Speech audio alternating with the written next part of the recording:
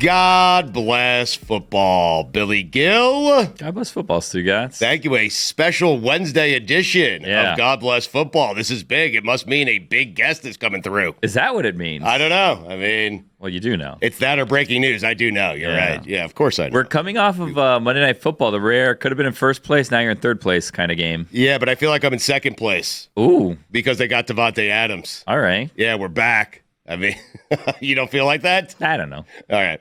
What do you make quickly before we get to our big guest? And I'm going to ruin it right now.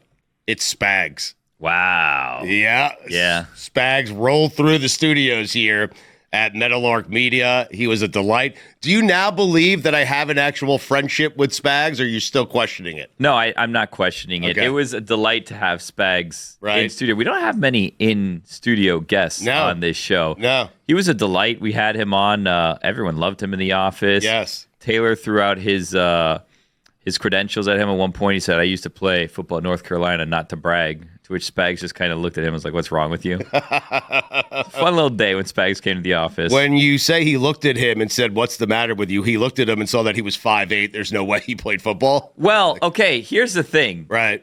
Headed into that, we had a nice little game going on where we were asking Taylor, hey, if you were offered a quality control job in the NFL, would you quit this job for that job? Mm-hmm. And we thought the obvious answer was yes. And then he had a ton of conditions, depending on the team, depending on the head coach, where he wasn't going to just take that job. And then because, I'm a dog, I went and I told Spags the exact situation. I was like, can you believe this guy? If someone offered him a quality control job in the NFL, he wouldn't just take it. And he's like, you got to get your foot in the door. Right. No matter what you have to do, where you have to travel, what the job is, if you want something bad enough, you have to get your foot in the door. This was very specific to quality control coaching job for the NFL. He said he would not take the job at the Carolina Panthers. He also said he wouldn't take the job in Jacksonville. In case anyone was wondering. Taylor was saying that. Yeah. Yeah, but Spags is saying, no, if you want it badly enough, correct, you will take the job in Carolina. You will take the job in Jacksonville. Correct. Interesting. Yeah. Yep, that's classic Spags. Classic Spags. I mean, that's why he's the best defensive coordinator in the NFL.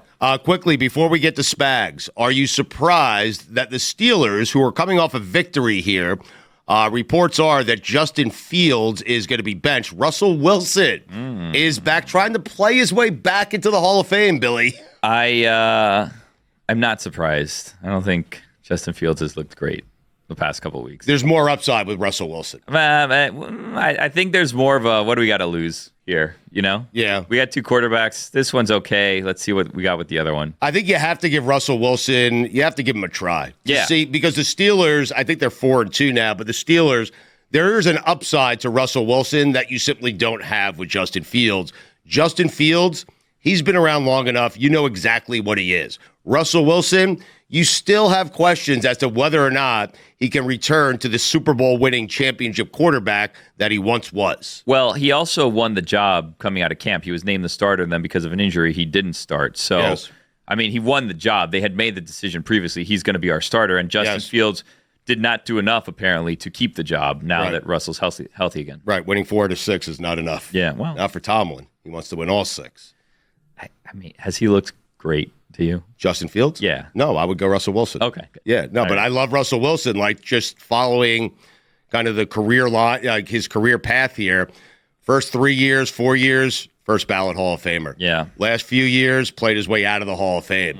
And now Mike Tomlin on one of the, biggest brands in the NFL, one of the biggest brands in all of sports, the Pittsburgh Steelers.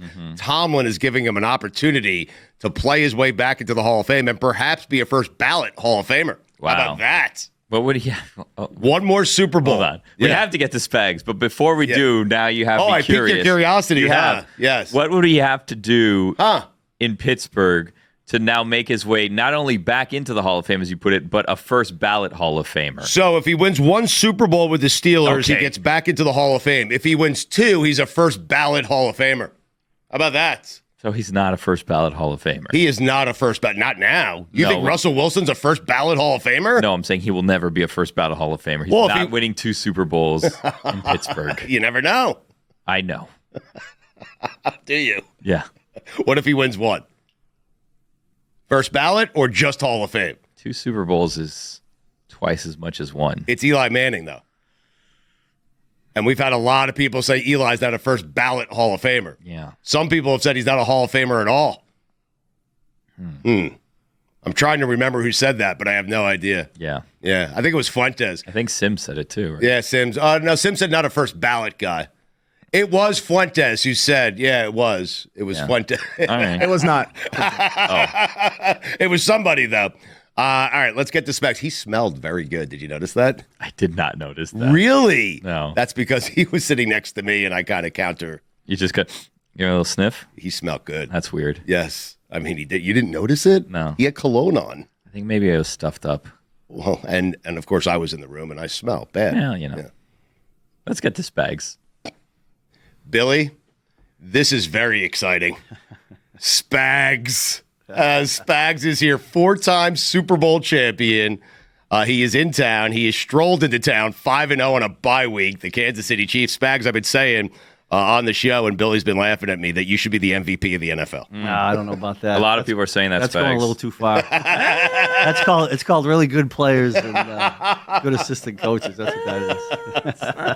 It's not what the buzz is about in the league. I don't know how much media you consume, Spags, but everybody's saying the defense is carrying the Chiefs this season. Yeah. I tell you, look at it. It's a nice compliment, and I think it's good for our guys to hear that defensively. But when you got Patrick Mahomes, you're never out of a game. and let's face it. I mean, these games are all tight. Yes. I mean, the ones we're in tight. It seems like every week, every game is tight, and our guys have so much confidence in him. Right. I think it helps us play a lot better. So it all begins with Patrick and the offense, and they keep it rolling. And our guys like being a part of what they do, keep us in the games and keep swinging away. He's being humble, Billy. He definitely Nah, is it's being the humble truth. here. He is. What makes Patrick different? Like, you've been around football your entire life, so you've been around quarterbacks your entire life. What makes this one different? Well, I'm one that values football intelligence greatly, and Pat is off the charts smart. Yeah. And he's also a lead, like he gets it. He can relate to every player on the team. Mm-hmm. He doesn't make it about him. I mean, he loves to win. He knows it's a team that wins and not just one position. I love being around him. I mean, I'll walk into the quarterback meeting room, and if I'm thinking about putting something in or doing something defensively, sometimes I'll run it by Pat and say, "What do you think? Will this do anything?" Or I'll go to him when we're in practice. We're in training camp. What a barometer, by the way. Yeah, Pat, what are you seeing that we're giving away? And he's terrific. He's great. Wow. He could be a defensive coordinator. Oh, yeah, someday he will be. What do you mean someday he will be?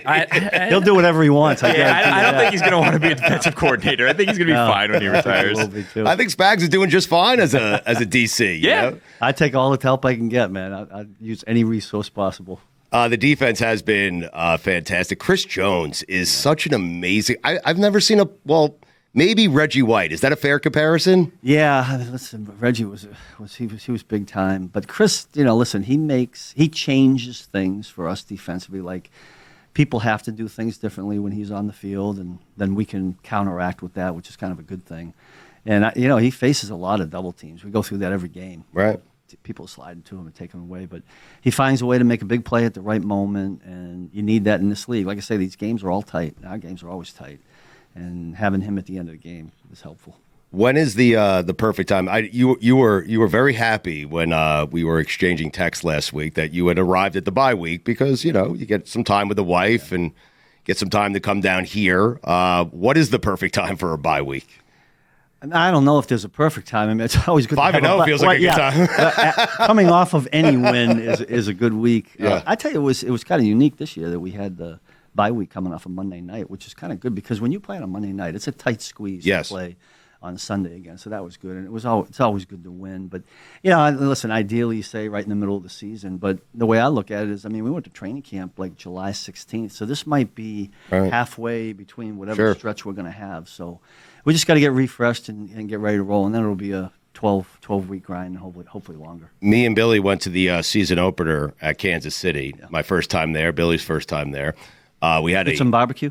We did. We had barbecue. Oh, yeah. Spags, they love football more than we do. The fans of the Kansas City Chiefs love football in a way that Miami will never love football. It's a passion. The fan base is it's terrific. I mean, they love their Chiefs. I mean, win, lose, or draw. That's what you learn there, which is different than a lot of places. Mm-hmm. And that in Arrowhead, it's rocking on game day.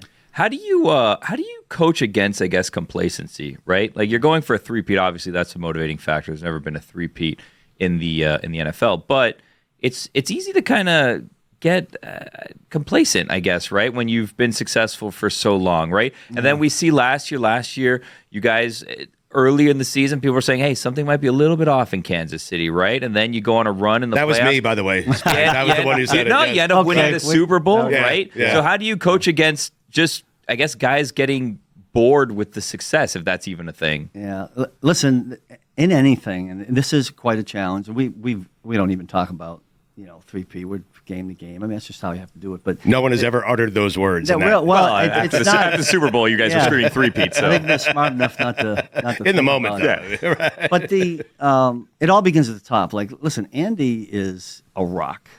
Win, lose, or draw, up, down, doing well, not doing well, winning Super Bowls, not winning Super Bowls. He's so steady and so consistent. And I think everybody feeds off of that, beginning with the quarterback and all the coaches, because Patrick gets it. And I think our guys have we got enough veteran leadership, mixed in with a bunch of young guys that I think that they understand it. And it is a 1 week at a time business. I mean, you're only as good as your last game. Right. Fortunately for us in our bye week, it happened to be a win. But I think we stay steady. That Andy is all about process. He doesn't change much. Things stay consistent, whether we're up or whether we're down. And I think that resonates throughout the team. I think that's the key, in my opinion. Billy, that week-to-week thing is real. I was texting him after week 3 saying you're the MVP, and he's like, "Hey, we're just 3-0." Like, we got a long way to go. He barked back at me, Spags. He got very mad at me. Trust me, I've been in it long enough to know.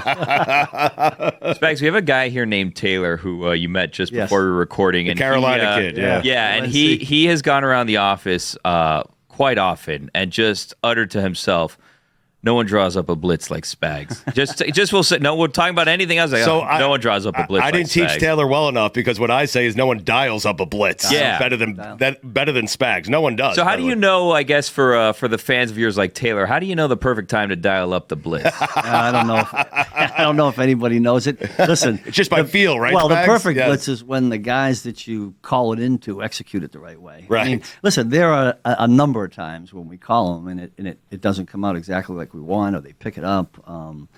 The ones are nice when they come through in our ideal time. That's good. I tell you what, I give our guys a lot of credit. We spend a lot of time with these. Nowadays, football's become a lot of walkthroughs. Yeah. I mean, you don't do real football during the week anymore. You hate that, don't you? I do. I know. But you're old school. It's okay, Spags. Yeah, that's all right. I'm not afraid to admit it. Right. But our guys do a really good job in staying into tune to when we do these walkthroughs, and I think that carries into the game. And a lot of times when we put something together, it's going to require that our guys execute it the right way. Sure. And our guys to a T do that. So it's I credit those guys on that. Did you ever think you'd be here when you were coaching the Barcelona Dragons? Like here in our studio? Or? Yeah, right here in the studio.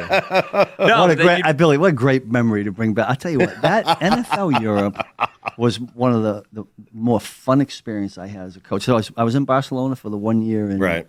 92, I think, years of running together. And then 98, I went back to NFL Europe with the Frankfurt Galaxy. And that was a great experience. I thought the players when in that league, they were all playing for something. They were all either probably cut by an NFL team. And so they had this apple and nugget they wanted. So you had an eager group all the time. Sure. In every meeting, in every game, they were willing to work. And that was really neat to work with. I was coming, when I went there in 92, I think I was coming out of college. And, college you were dealing with players that were going to school, and you had to work around academic schedules. And I went in NFL Europe, and these guys are eager to play, and it was all football. I mean, I just loved it. Right. That was great. Do they like the NFL in Europe? Because we see now we're in the midst of the European section of the NFL season, right, where they have all the games abroad, and you coach there. But when you watch it, you're kind of like, well, these are just fans of the teams that want to go to Europe, so they're going to root on their teams in Europe because they get a European vacation out of it, right? Did you sense when you were there that there was a yearning for NFL football? We did. I mean, our players did. I mean, Right. our players were talking about it because they were out and about a little bit. But I do think the European fans, especially in Germany, for whatever reason, it was explained to me at one time that because we had USA bases in Germany for a long time, and then there was some football that was developed at lower levels, that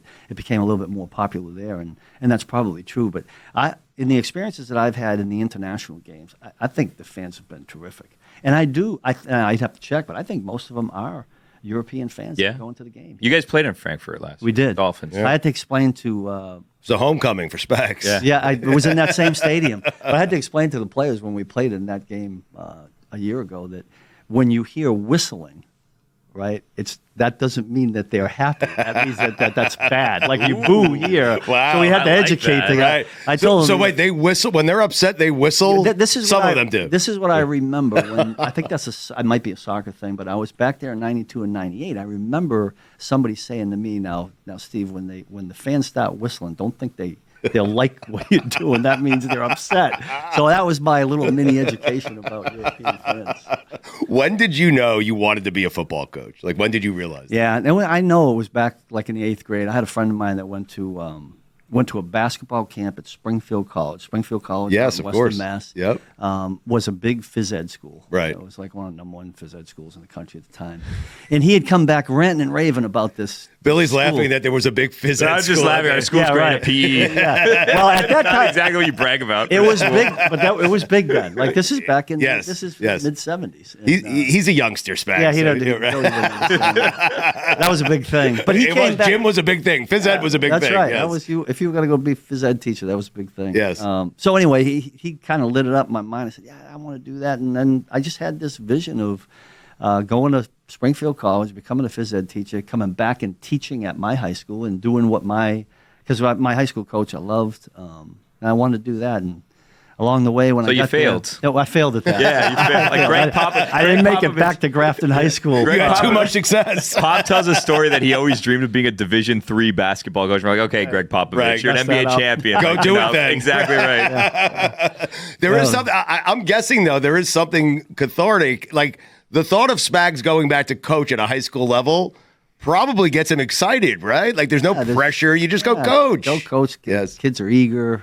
It's fun. I always thought that the best way to test your teaching skills was to go coach 12-year-olds because what you say is exactly what they hear. And if you're not explaining it exactly the way you want it done, it Right. doesn't come out right. Right. And every summer when I was coaching in college, I'd go work these camps up in Connecticut.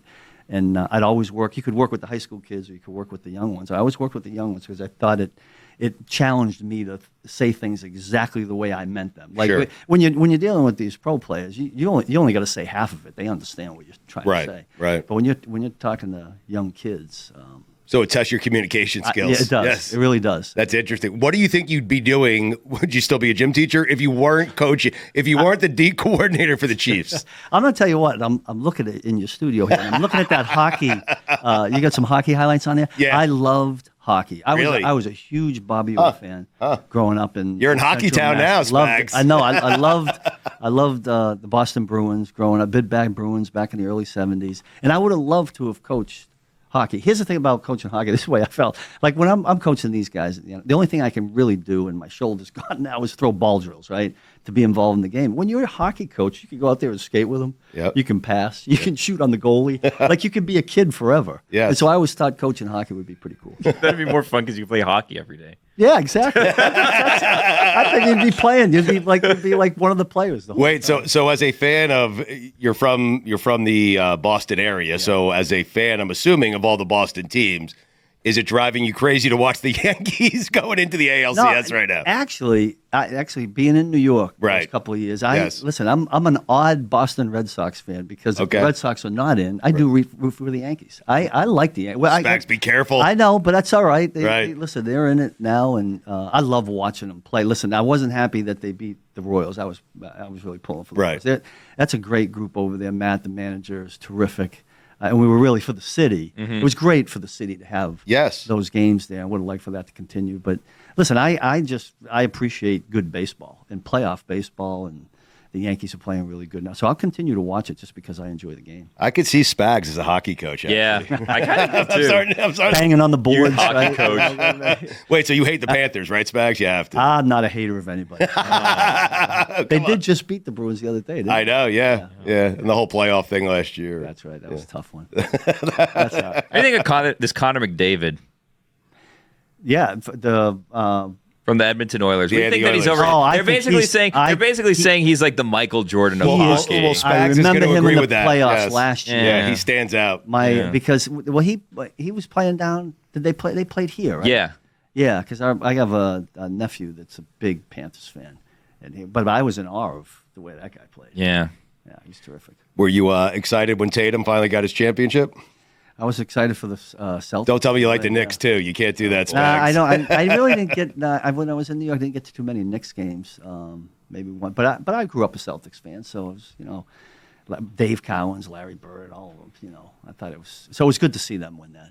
I've always wondered if there's a player, an offensive player, or an offensive coordinator that keeps someone like you up at night. Like if you have a game against them the next day, whether it be Joe Burrow or some coordinator, is there a guy that Joe Burrow's a guy? That's one. You're not sleeping the night before? No, listen, these quarterbacks, there's a bunch of quarterbacks nowadays. I always feel like the talented, cerebral quarterbacks are the tough ones. The guys that'll change things in an instant at the line. Sure.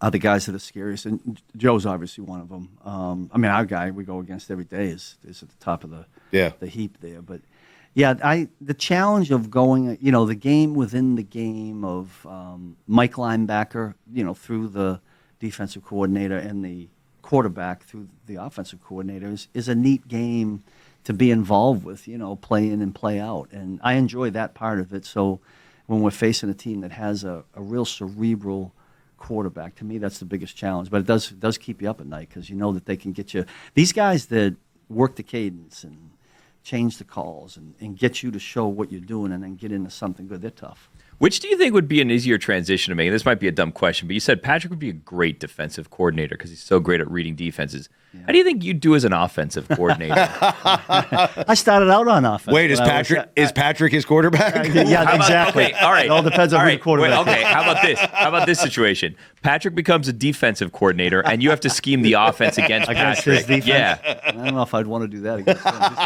He's too sharp. But listen, I started out in this game on offense. I was a high school quarterback, and then I was a college wide receiver, and I coached 3 years on offense. And I forget what year it was, like in 83 or 84.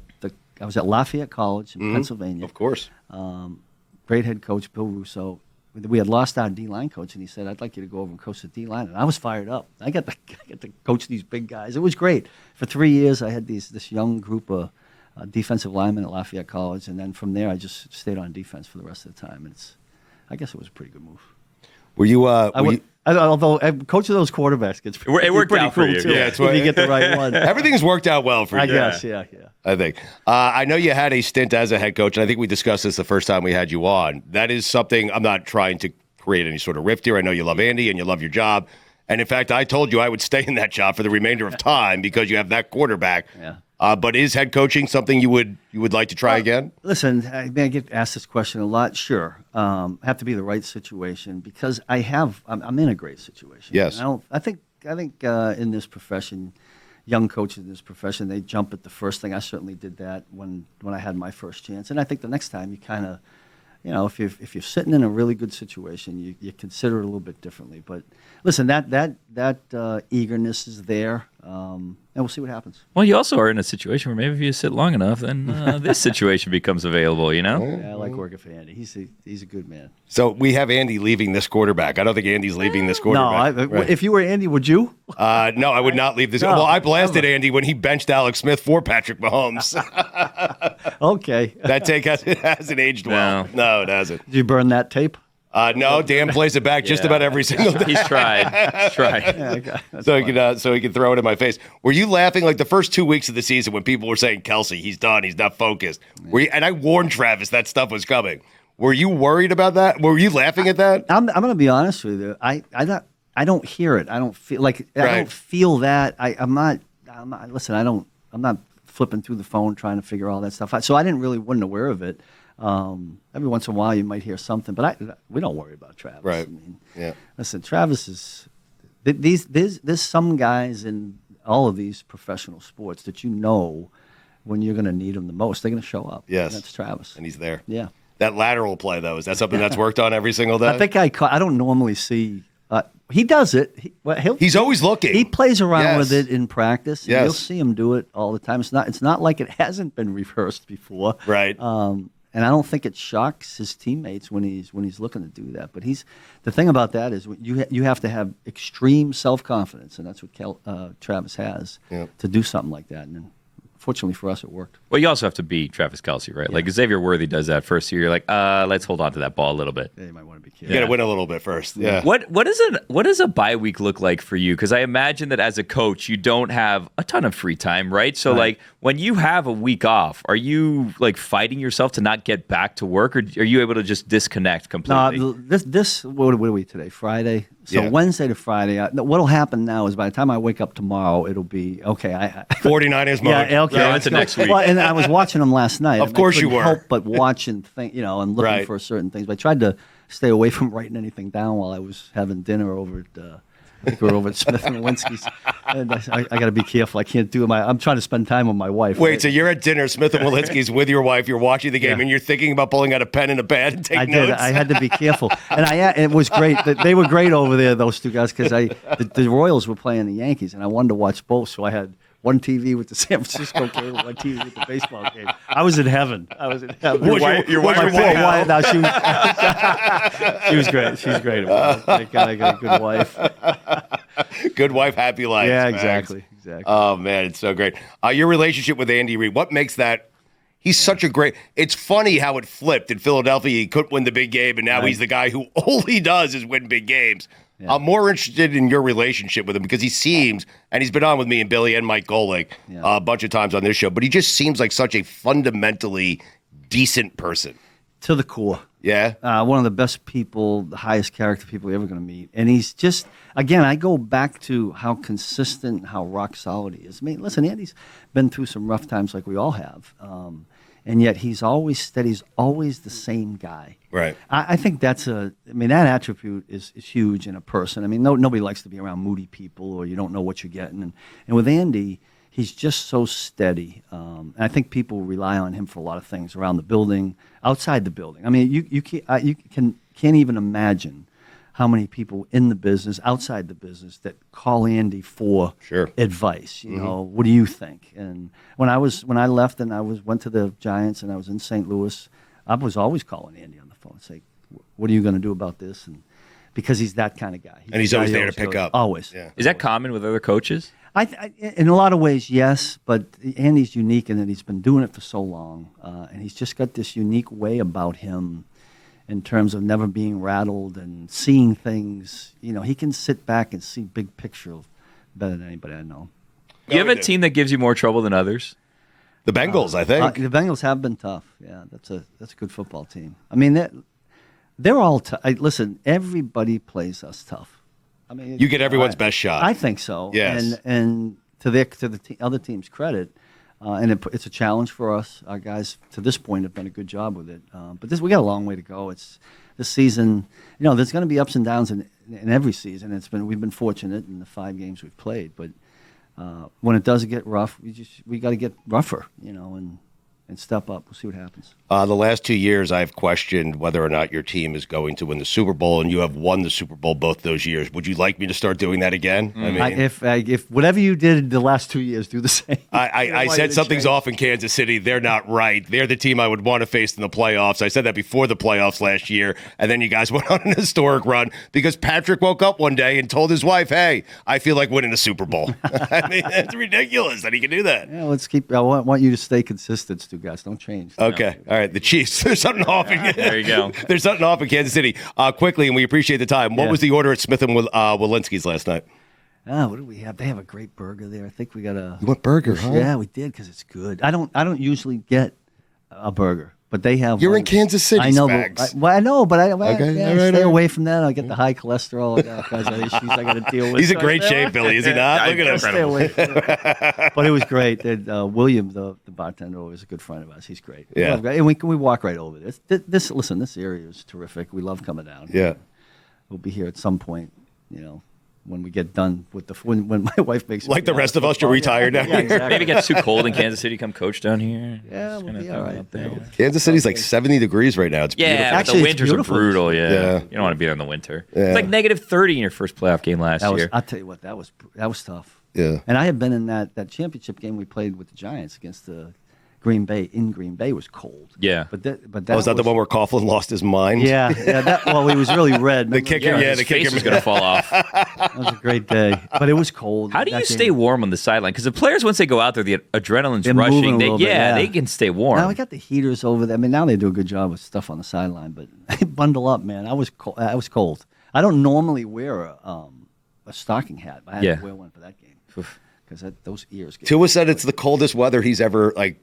But obviously he's from Hawaii. He plays in Miami. Like Who's that? Tua Oh, said he never yeah. wants to go back there again. Yeah. Yeah, it was cold that day. It was Yeah. cold for everybody. I mean, it was hard for all I guess. Are you surprised that Belichick is not coaching right? Like no team wanted Bill Belichick in the offseason? Yeah, I mean, look at best coach ever in the history of football, in my opinion. Yeah. And I'm sure if he wants to do it again, he'll have his opportunities. But a lot of respect for him. So if you want to, and we'll leave you on this note, I want you to get back to your wife. Oh, yeah, Because you gotta do I'm that. sensing she might want you back A here. little time. Yeah, right, a little time. But before you retire down in Florida, there's a stop you have to make. You know this, right? So I'm just thinking, like, most people go New York and then they move down to Florida. And so, feel free to stop in New York if you, after the season, because there's a head coaching vacancy there. Yeah, we're going to worry about the Chiefs right now. You want him to go up to New York and then come down to Florida? I want Spags to be the head coach at New York. Yeah, Spend but some if time you- in New if York you actually you like can't move Spags. to Florida until. But if you actually liked and cared about Spags, I would tell you him wouldn't to want never him to take go that to the job. Jets. Exactly right. Spags, take the job, please. I love you. You guys are beautiful. He doesn't want to comment on someone else's No, job. no. He won't do it. Good move. He's a man of honor. He won't do that. You don't talk about someone else's job. Spags, we appreciate it. 5-0. I would say that you guys are going to go undefeated this year, but that would go against what I've said the last 2 years. Yeah, don't so do I'm going to that. say, hey, Stay consistent. I think something's off in Kansas City. Okay, Spags, good. say it with me. I would have been. No, that's your. I got to let you say What's your wrong words. with you? Let you say your words. We You appreciate can't get it. me man. to do that. You guys are the best. Thank you. All right, get back to your wife. And we're back. We are back. Yeah. Spags is gone, but we're back. Yeah. We're here. Yeah. He was great. I love that he has a waiter when he goes to Smith and Walensky. Like he has a guy. I love that he is spending quality time with his wife and he sees the 49ers game on the television and that's the team they play this coming week. Yeah. And he is tempted to take out a notepad and write down notes about what Brock Purdy is doing on offense. I can't be convinced that he didn't go to the bathroom and do that. Like, I'll be right back. I'll be right back. We He should goes like ask 4 or him. 5 times, comes back. Calls Andy Reid. What's real that on quick. your hands? Right. Hey, Andy, I saw this. Yeah. You're fascinated with Taylor turning down NFL jobs that were not offered to him. Yes. I didn't understand it, and he started going down a path where he was like, "Yeah, no, I'm not attaching myself to that coach. That coach is on the way out, and then I'm going to go too." And I'm like, "This isn't real life, Taylor. Right. This isn't fantasy." Right. We're just you want Make believe. You want a QCC job or not? Yeah, exactly. He's like, Right. "I'm not going to go to Jacksonville.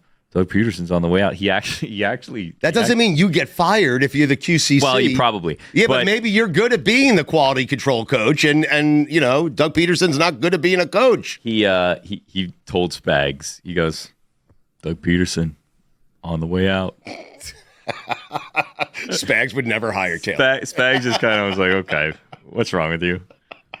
Anyways, see you Friday. Yes, special edition of God Bless Football on a Wednesday with Spags.